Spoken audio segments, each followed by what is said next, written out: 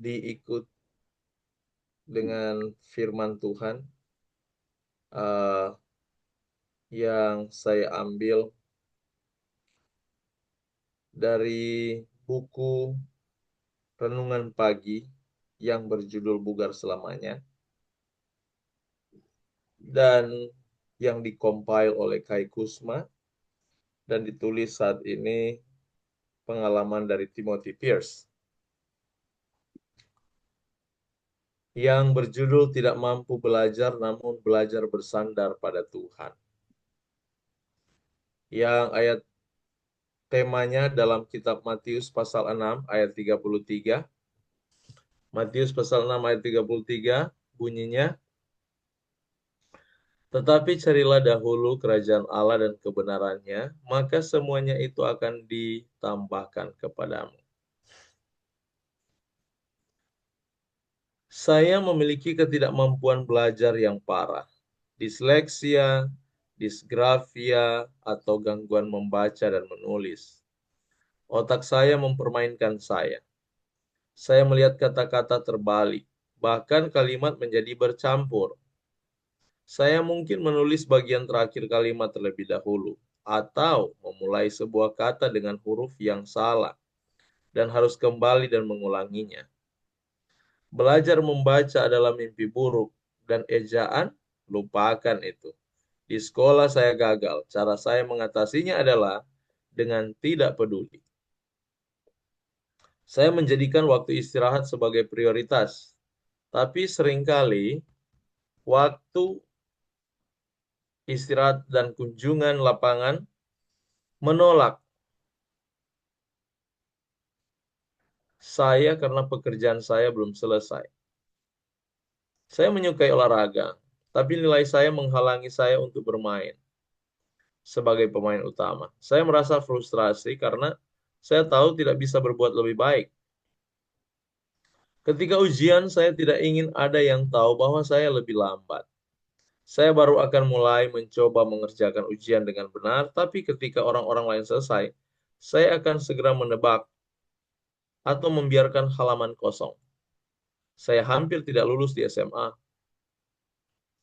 Saya sudah coba segalanya. Sekolah yang berbeda, tutor, berbagai teori pengajaran, lembar warna di atas bahan bacaan. Tapi satu-satunya yang membantu adalah latihan demi latihan yang melelahkan.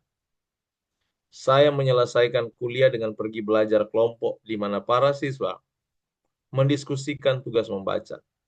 Atau saya memiliki seorang yang membacakannya untuk saya. Saya tidak pernah mencatat. Saya hanya mendengarkan. Saat diuji, saya mengetahui informasi tersebut. Saat kuliah, saya tidak merasa terganggu untuk menjadi terakhir, untuk menyelesaikan ujian. Jadi saya mendapatkan nilai layak IPK 2,98. Tahun saya sebagai mahasiswa misionaris di Majuro mengubah hidup saya. Para siswa saya yang berada di kelas 5 SD menghargai usaha saya. Seorang administrator pendidikan memberitahu saya seorang bahwa saya punya bakat untuk mengajar. Saya bertanya-tanya apakah saya bisa menjadi guru dengan ketidakmampuan belajar saya. Baiklah Tuhan, saya berdoa, jika ini yang Engkau inginkan untuk saya lakukan, saya akan lakukan bagian saya dan belajar dengan giat. Hanya ada satu masalah. Saya harus lulus ujian keterampilan dasar pendidikan California sebelum mengajar siswa. Pertama kali saya mengambilnya, saya gagal dalam ketiga bagian. Kali berikutnya saya lulus matematika. Setelah beberapa kali mencoba, saya lulus membaca. Saya mengikuti ujian 9 kali sebelum saya lulus bagian menulis. Semua ini telah mengajari saya kesabaran. Sesuatu yang tidak dimiliki oleh banyak guru. Saya juga belajar bahwa kita tidak perlu mengkhawatirkan diri kita sendiri. Nantikanlah Tuhan dan Dia akan mendatangi Anda. Apakah kehidupan memberi Anda tantangan untuk Anda atasi?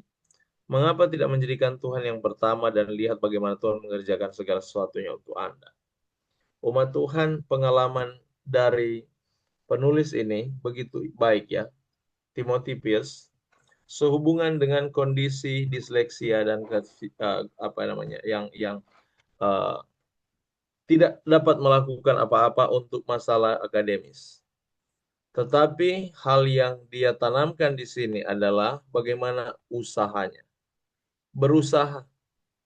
Tuhan tidak mau kita masa bodoh. Karena kemasa bodohan kita seringkali kita muncul dengan kata Tuhan sudah takdirkan. Ya kan? Kita tidak mau berusaha. Begitu kita gagal, kita akan katakan Tuhan sudah takdirkan, sudah digariskan saya seperti ini. Saudara, doktrin masa bodoh ini, saya katakan ini doktrin masa bodoh. Doktrin eh, yang mengajarkan Allah sudah menentukan. Itu membuka peluang bagi orang yang malas untuk hal itu. Di dalam Alkitab, Allah menentukan hanya satu, di mana semua kita diselamatkan. Itu penentuannya. Tapi mengapa kita tidak selamat? Karena pilihan kita. Karena kita punya power of choice. Kuasa untuk memilih. Namun di dalam cerita ini, pengalaman dari Pierce bagi saya sangat-sangat memberikan inspirasi. Dia tidak menyerah dengan keadaan. Demikian di dalam iman. Kalau kita ibaratkan, kita juga sama dengan dia. Kalau dia gagal di dalam membaca, kita gagal dalam rohani. Setiap hari kita jatuh. Tetapi usaha kita untuk bekerja dengan Roh Kudus jangan pernah tinggalkan. Usaha kita untuk menjadikan Tuhan penolong kita itu jangan pernah kita abaikan. Makanya bukan sedikit doktrin juga muncul. Karena dia nggak bisa, dia apa namanya, tidak tidak dapat berubah. Dia bilang kasih karunia melimpah-limpah. Jadi buat apa saja yang dapat kamu semampu kamu lakukan, sisanya nanti Tuhan lakukan. Kan Tuhan sudah buat itu di salib, saudara. Itu doktrin paling berbahaya. Dan bukan sedikit saya dengar itu keluar dari mulut para pemimpin agama, para pendeta-pendeta. Dia memberikan lowongan untuk kesalahannya. Ganti dia mengharapkan kasih karunia yang memampukan dia untuk berubah, untuk tidak lakukan dosa lagi. Namun dia hanya katakan, saya hanya dapat lakukan seperti ini, dan sisanya dengan kasih karunia Tuhan. Ini yang kita sebut dengan cheap grace, karunia yang murahan. Seolah-olah Tuhan uh, mengizinkan dosamu dan dosa itu akan Tuhan tutupi dengan hidupnya. Tidak dapat seperti itu.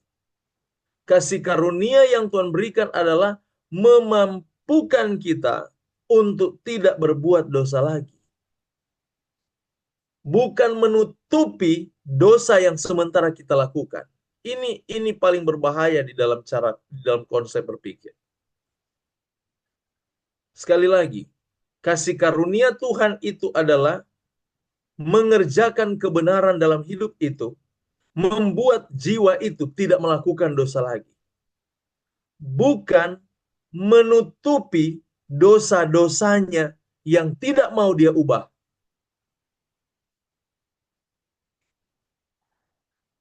Saya sering mendengar khotbah-khotbah di YouTube dan di mana saja. Saya katakan bukan sedikit orang Kristen disesatkan dengan bahasa-bahasa seperti ini. Yang akhirnya mereka katakan, pendeta, yang penting terima Yesus. Makanya saudara lihat kalau di rumah duka apa yang mereka khotbahkan. Yang orang tidak paham dengan doktrin-doktrin ini. Saya katakan mereka kurang paham mungkin. Mereka sering katakan, karena saudara kita ini atau saudari kita ini hidup dalam Yesus, dia pasti diselamatkan. Siapa bilang? Yesus saja katakan, tidak semua orang memanggilku Tuhan, Tuhan akan diselamatkan. Tidak semua orang yang percaya Yesus akan diselamatkan. tapi semua orang yang bekerja di dalam kasih karunia Kristus, mereka yang diselamatkan. Makanya Paulus katakan, kerjakanlah keselamatanmu. Apa arti kerjakan keselamatanmu? Karena dia tahu kasih karunia Allah itu akan mengubah kita dari tidak mampu menjadi mampu. Tidak ada dosa satu titik pun bisa ke sorga. Kalau itu bisa ke sorga, saudara, tidak perlu Yesus mati di salib. Tapi Yesus mati di salib karena dia mau buat supaya kita tidak membawa dosa lagi. Makanya 1 Yohanes pasal 2 ayat 6 dia katakan di sana, jika kita mengakui dia adalah Allah, Tuhan, kita akan lakukan sama dengan Tuhan Yesus lakukan. Kan begitu dia punya ungkapan. Coba buka dengan saya 1 Yohanes pasal 2 ayat 6. Ada yang bisa baca? Dan dengan itu tambah lagi 1 Yohanes 3 ayat 6.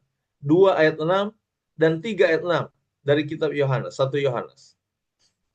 Coba tolong bacakan. Ada yang bisa baca?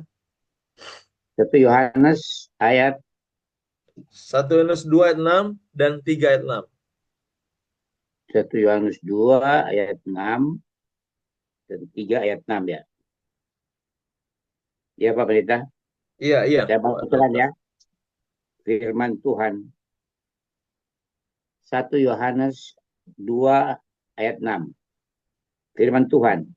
Barang siapa yang mengatakan bahwa ia ada di dalam dia, ia wajib hidup sama seperti Kristus telah hidup. Yesus hidup lakukan dosa? Yesus hidup lakukan kesalahan? Tidak. Tidak. Coba lihat 3 ayat 6. 3 ayat 6. 3 ayat 6. Karena itu setiap orang yang tetap berada di dalam dia tidak berbuat dosa lagi. Tidak buat dosa lagi. Setiap orang yang tetap berbuat dosa tidak melihat, tidak mengenal dia. Lihat itu. Apa Alkitab itu bohong? Jadi umat Tuhan, tidak ada kasih karunia yang hanya ditutupi, hanya menutupi dosa. Tidak. Kasih karunia bukan menutupi dosa. Kasih karunia Yesus itu mengerjakan kepada jiwa itu untuk tidak melakukan dosa lagi. Sama dengan cerita ini, dia berusaha di dalam kekurangannya sampai dia bisa. Demikian kita berusaha di dalam kasih karunia Kristus, minta pertolongan ilahi untuk tidak melakukan hal yang sama itu. Hal dosa-dosa itu. Itulah mengapa kita perlu evaluasi hati kita. Kita perlu evaluasi perkataan kita. Kita perlu evaluasi perbuatan kita. Evaluasi cara berpikir kita. Izinkan saudara tahu itu dosa dan tidak lakukan lagi. Jangan karena kita suka dosa itu dan kita katakan nanti kasih karunia yang tutup. Atau kita katakan kan ada Yesus. Nanti Yesus yang penuhi semuanya. Tidak ada seperti itu. Tuhan tuntut. Hargai kasih karunia anugerah yang dia serahkan kepada kita. Hargai kematiannya. Kalau kita menghargai dia, kita tidak akan lakukan kesalahan lagi. Kita akan jadi benci dengan dosa itu. Dosa menjadi kekejian bagi kita. Dan umat Tuhan sepanjang hari ini, biar kita boleh renungkan firman ini menjadi kekuatan bagi kita. Pengalaman Pierce membuka pikiran kita. Makanya Tuhan katakan di dalam ayat tema tadi, cari dahulu kerajaan Allah dan kebenaran, maka semuanya itu ditambahkan padamu. Semua tuntutan-tuntutan yang ada itu Tuhan akan penuhi. Makanya judul ini bagus sekali, dia katakan tidak mampu belajar namun belajar bersandar pada Tuhan. Sandar, Tuhan yang akan memampukan. Tuhan akan berikan moral power. Kuasa moral. Itu janji Tuhan dalam Yohanes 1 ayat 12. Jika kita menerima Dia sebagai Tuhan kita, maka Dia akan berikan kita kuasa moral. Dalam bahasa bahasa Indonesia cuma taruh kuasa. Bahasa Yunaninya itu sebenarnya moral power, kuasa moral atau moral authority. Itu dia punya diterjemahkan ke bahasa Inggris sebenarnya seperti itu. Tapi pengertian dalam bahasa Yunani sebenarnya begitu. Kuasa moral itu Tuhan akan berikan. Makanya kalau mengaku Kristen tidak bermoral, bukan orang Kristen. Penipu itu. Dia kerjakan pekerjaan setan, namun dia mulutnya dia katakan dia itu Kristen, pengikut Kristus. Di dalam Yesus tidak ada kelemahan moral. Tidak ada kelemahan-kelemahan yang lain. Jadi kalau masih ada yang punya dua kelamin, ya, gay, homoseksual, dan mereka menikah atas nama Yesus, itu bukan dari Yesus. Karena Yesus, di mana ada Yesus, di situ ada moral power. Dan itu yang harus kita tanamkan dalam pikiran kita. Biarlah kuasa Tuhan menyertai kita sepanjang hari ini, di dalam aktivitas kita, dalam segala tanggung jawab kita. Tuhan Yesus memberkati kita. Mari kita tunduk kepala dan kita berdoa. Segala puji, hormat, kemuliaan bagimu Yesus kami, Juru Selamat kami yang hidup. Siapkanlah hati kami untuk menghadapi hari ini. Siapkanlah segala kemampuan kami untuk boleh melewati hari ini, melewati segala cobaan godaan, dan Engkau hindarkan kami dari semuanya, menangkan kami Tuhan untuk kemuliaan-Mu. Berikan kepada kami kuasa moral power itu, sama seperti janji Tuhan dalam Yohanes 1:12. Dan biarlah pengalaman Pierce, bagaimana dia berusaha untuk mengalahkan bawaan, karakter bawaan, disleksia, ketidakmampuan untuk memahami, sampai dia boleh menjadi guru. Demikian kami ya Tuhan memiliki kekurangan, kami tidak mampu untuk mengalahkan sifat ego dalam hidup kami, mengalahkan dosa, tapi dengan anugerah Yesus, kami mampu mengalahkannya. Kami mampu diubahkan, sehingga kami boleh hidup tanpa dosa oleh karena Yesus sendiri, Tuhan dan Juru Selamat kami. Untuk itu berikan kami kepekaan terhadap setiap tingkah laku kami yang akan kami lakukan, yang kami katakan dan kami pikirkan. Segala puji hormat bagi Yesus Juru Selamat kami yang hidup. Kami sudah berdoa dan mengucap syukur padamu. Amin. Amin. Amin. Amin. Terima kasih. Tuhan memberkati.